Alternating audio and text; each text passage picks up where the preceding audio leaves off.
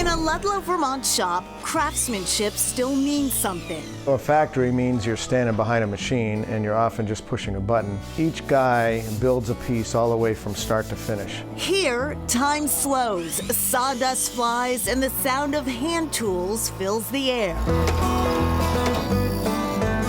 Clear Lake Furniture is a fine woodworking shop and furniture showroom inside a refurbished dairy barn.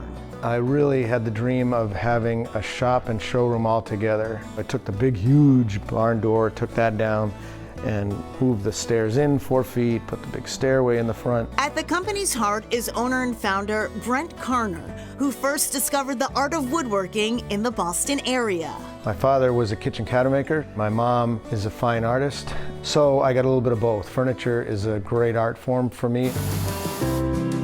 Here, wood from cherry maple and walnut trees are transformed into heirloom pieces that still feel alive. I love when we have tap hole maple. So it's maple that was tapped for syrup. It made sap, which then made maple syrup for 50 years. We can make it very useful with a real fun story, like that console table. Very Vermont story. Builders carefully choose each board, all of which are stacked high in the barn's basement, and work on them from start to finish. Crafting anything a customer can imagine, from kitchen cabinets to headboards and dining tables. We're not like a standard furniture place that has a line, but the Coolidge rocker is probably one that we're best known for. Now, Karner and his team are taking their designs one step further and adding a bit of color. We're actually going to fill this crack and create this separation and create a small river. So let's get to it. Let's do it. Let's All right, pour so it right in here. what are the tips? So Nice and easy. And after some careful pouring and hard work, You know, I did get an A in woodworking. Did you? I believe it. over time, the piece of wood fresh from the forest becomes something lasting.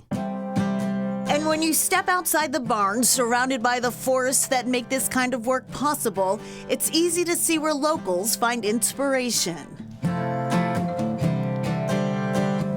Walking through the woods with the Cavendish Association of Trails is a reminder that 75% of Vermont's land is covered by forests. The main thing that we're doing is try to make the trails safe and enjoyable to hike on. There is an importance to conserving Vermont's natural habitat. For every trail that we can establish, that's one less place that human beings come and develop. Here in Cavendish, a neighboring town to Ludlow, miles of trails weave through preserved land. Not everybody has access to their own private land to walk on, so I think it's nice for people in the village to have someplace close by to go to and enjoy. Ron Emick and Eric Krasnowskis are caretakers of trails like the Proctor Piper. It's surprising how many trees fall down in a forest in a year. So there are a lot of trees that fall down that have to be cut and removed. There's big issues often around drainage and erosion.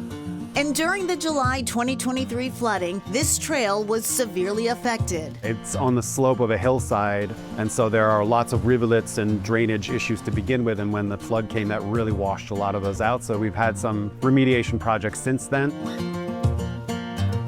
But now ready for visitors, this trail gives hikers more than just trees and wildlife to observe. 1933, during the Depression, FDR, Franklin Delano Roosevelt, formed something called the Civilian Conservation Corps. And it brought young men between the ages of 18 and 25.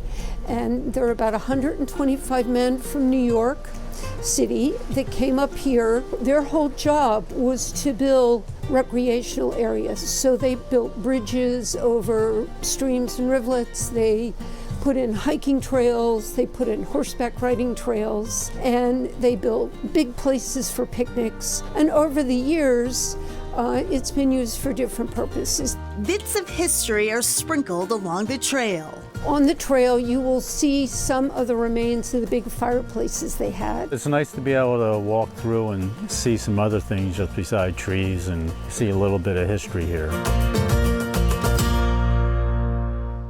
So beautiful. In addition to maintaining the paths, workers with the Cavendish Association of Trails lead tours as well to share the enjoyment of nature's beauty, of course, but also to educate. They offer everything from birding walks to mushroom and tree identification walks.